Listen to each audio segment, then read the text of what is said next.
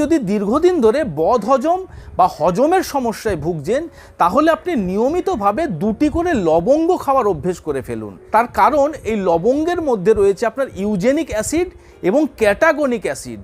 এই ইউজেনিক অ্যাসিড এবং ক্যাটাগনিক অ্যাসিড আপনার ডাইজেস্টিভ সিস্টেমে বিভিন্ন প্রকারের ডাইজেস্টিভ এনজাইমের সিক্রেশন বাড়িয়ে দেয়। তার ফলে আপনি যে সমস্ত খাবার খান সেই খাবারগুলি খুব সহজেই হজম হয়ে যায়।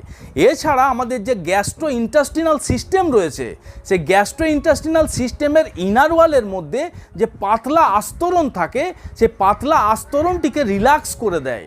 তার ফলে আমাদের সমস্ত খাবার খুব সহজে হজম হয়ে যায়। আমাদের পেটে ব্যথা, গা বমি ভাব বা বমি হওয়ার মতন যে সমস্ত সমস্যা সেই সমস্যাগুলি থেকে আমরা অনেকখানি দূরে থাকতে পারি।